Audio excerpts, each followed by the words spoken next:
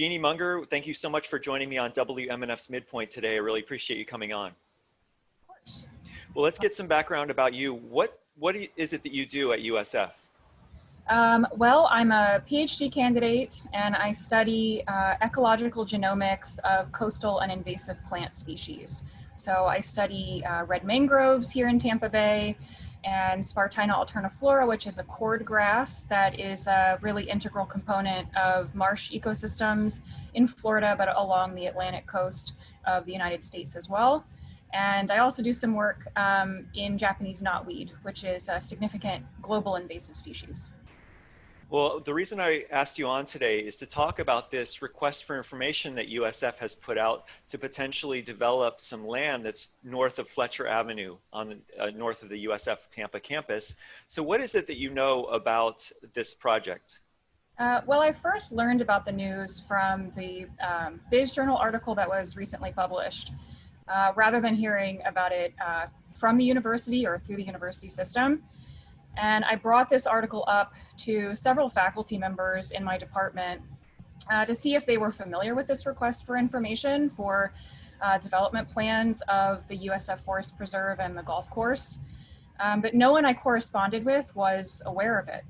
And I learned from faculty members of other departments who also use the preserve for teaching and research that they had similarly not been informed of this request. And it's my understanding that according to a master plan document that was published within the university, that the preserve and the golf course are considered unavailable for development, at least until that document is up for revision in 2025.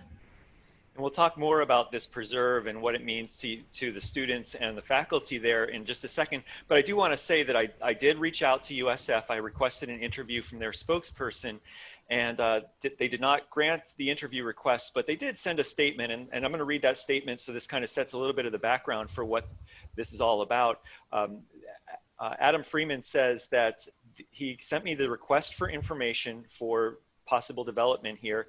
He says the primary goal of the RFI is for the university to explore options that might be available on the property.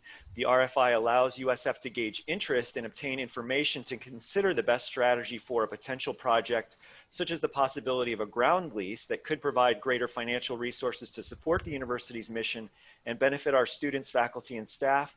However, USF is not required to take action on any of the proposals submitted by developers. So it sounds like USF is trying to gauge interest in this area, see if they can make some money from it, but they could turn any offers down.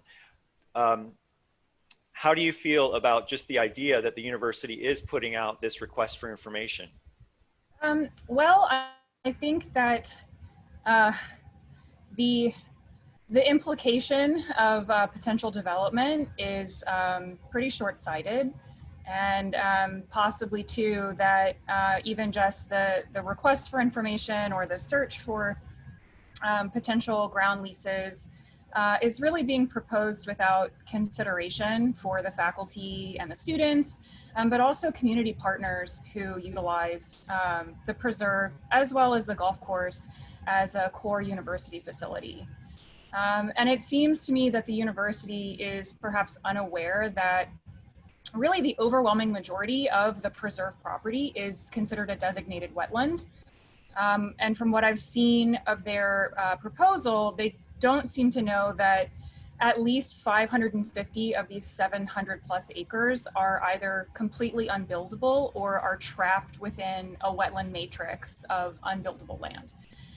So that leaves about 150 acres of golf course land and 50 acres of buildable land within the preserve.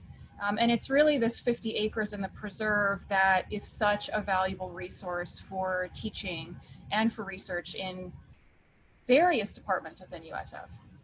We're speaking with Jeannie Mounger, a PhD candidate in the Integrative Biology Department at the University of Florida. We're talking about the possible development of 769 acres of land north of the USF Tampa campus. This is situated between Lettuce Lake Park and the Hillsborough River and the USF golf course, and it includes the golf course, in fact. The USF calls it the northern property, and it includes what USF is calling the USF Ecological Research Area or USF Forest Preserve. And this is WMNF's Midpoint. I'm Sean Canan. So Jeannie, I'm going to focus now on this part where the USF Ecological Research Area or the USF Forest Preserve. You mentioned that it's important in teaching and in research. What do you mean by that? Um, well, there, there's really significant importance of this property as an integral resource and facility for several departments within USF, including my department, but also within geosciences, anthropology, public health, engineering, even the School of Architecture and Community Design. And so within integrative biology, we currently have several graduate students who are conducting research within the preserve, including one PhD candidate who is investigating impacts of groundwater extraction to wetland ecohydrology, which is a particularly relevant topic to public stakeholders and citizens in the Tampa Bay area. We also run several undergraduate and graduate level courses within the preserve. So this includes anything from mammalogy, vertebrate natural history, herpetology, comparative vertebrate anatomy, to field botany and wetlands ecology, and even our principles of ecology labs. Just to name a few, there are several other courses that we run. And many of these courses would have to be completely restructured if we were to lose this resource. They really are invested in the resource as a teaching tool. In addition to that, our biodiversity lab, which is a core course for anyone pursuing a biomedical or biology degree at USF. This is a course that's taught across 30 sections to 800 undergraduate students per semester. And we use that preserve as a basis for several specimen collections that we then use as teaching tools for that course. Which is, if you want to look at it from a money-making perspective, which I think is what USF is interested in, this is a huge component of a major set of degrees that are available at the university. And so I think for those of us in integrative biology, the loss of this resource would really significantly diminish our ability to engage with our students. It would diminish our ability to provide them with opportunities for practical applications of scientific research methods. I can go on. I have lots to say about this topic. From a very personal perspective, I've seen and experienced the joy that learning in this environment brings students. It brings me joy as an educator to bring students out there and to see, their faces light up when they get to look at the dynamics of ecology up close. I teach field botany, and we have a significant outdoor classroom component to that course, of which the USF Forest Preserve is a really critical part of that teaching style. And you can just really feel the excitement that students have being able to engage with nature in that way. I think in a lot of cases, these experiences become the catalysts for students to pursue graduate degrees or to pursue careers in the sciences or science policy and conservation. So this resource and being able to teach at it is such an important component of what we do in our department. Christian Brown, who's another PhD candidate in my department, he teaches mammalogy and herpetology, and he often speaks about the way students light up and engage when they get the chance to go out there and, see an otter for the first time or hold their very first snake. It really does create these lifelong bonds with nature that just can't be replicated in the classroom. Our guest is Jeannie Mounger, a PhD candidate in the Integrative Biology Department at the University of South Florida. And we're talking about the possible development of 769 acres of land north of the USF Tampa campus. This is WMNF's Midpoint. I'm Sean Canan. And Jeannie, you mentioned otters, you mentioned snakes, but for people, which is most of our audience, who haven't been in this USF Forest Preserve, describe what you might see if you went there as a student or as a researcher or as a guest. What other types of animals, plants, and ecosystems would you see there? Sure. Well, when you first walk in from Fletcher Avenue, you walk into a sandhill habitat, which is a fairly imperiled habitat now in the state of Florida, largely because it is prime real estate for development, um, because it's higher ground. But these habitats are really fascinating and contain a lot of endemic species, a lot of listed endangered species. So you'd see longleaf pines, you'd see gopher tortoises, you'd see a lot of fascinating plant life that is specially adapted to this sandhill ecosystem. We actually have inventoried several listed endangered plant species within the preserve, and that includes things like native and endemic orchids, rain lilies, bromeliads, milkweeds, and several other species.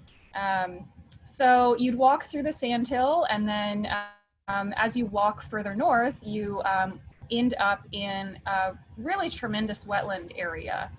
And this preserve is part of a really significant wildlife corridor that stretches from essentially urban Tampa all the way up to the Green Swamp. And the Green Swamp then is a significant corridor for wildlife throughout the entire state of Florida. So this piece of property is very, very important for all kinds of wildlife that relies on the Hillsborough River watershed. And, you know, it would just be rather devastating to lose this particular piece of property. Within the master plan document that the university put forth, they actually lay out that an expansion of green space is needed rather than a reduction of green space in this area. These ecosystems, both the sandhill habitat, but particularly the wetlands, provide what we call ecosystem services. So they're important in mitigating flooding, as well as in clean water, clean air. And they're also a significantly important component to sequestering greenhouse gas emissions. So, you know, the university is sort of talking about the value, the potential value of this piece of property as it can be transformed, but the property as it is now is incredibly valuable to the community of Tampa Bay and to the state of Florida. Our guest is Jeannie Mounger, a PhD candidate in the Integrative Biology Department at USF Tampa. And we're speaking about the possibility of developing a large area of land that's north of the USF Tampa campus. It's north of Fletcher Avenue between Lettuce Lake Park and the Hillsborough River and the USF Golf Course. And it includes a part it includes an area that's called the USF Forest Preserve. And this is mainly what we're concentrating here on in this interview, because in Jeannie's department there, she's been saying that there's a lot of research and the field trips that go on there. So and the university says this in its request for information. It says the forest preserve is used for student and faculty research. More than 70 research papers in peer-reviewed literature have been focused on the forest preserve, as have more than 20 master's thesis and PhD dissertations. So this sounds like a very important area, and yet the university is exploring the possibility of altering it somehow by letting a company lease it for its use. I'm not sure what my next question is, because you know, just maybe reiterate what you think the best use of this would be. Well, I think the best use of the preserve is, you know, as it exists currently. But I would go even further to say that I think that additional money should be invested into the preserve. We often try to perform prescribed burns on the properties, particularly the sandhill habitat, because this is a habitat that is driven by fire, and a lot of the plants rely on seasonal fire to persist. And it's been increasingly difficult, for instance, for us to perform those prescribed burns because of increased encroachment from urbanization. We think that potentially having a land manager that is specific to this piece of property would really benefit the university. It would benefit the students and researchers, and really make this ecosystem even more valuable than it is currently as part of this wildlife corridor and this really important place for research. And since this proposed, this request for information became public through the reporting by the Tampa Bay Business Journal, you've done some organizing in your department, you've done some reaching out to other people. What are other people at the university saying that you've been talking to, and what's the position of the general group that you're communicating with? Well, the general position is that we are strongly opposed to any plans to develop this property.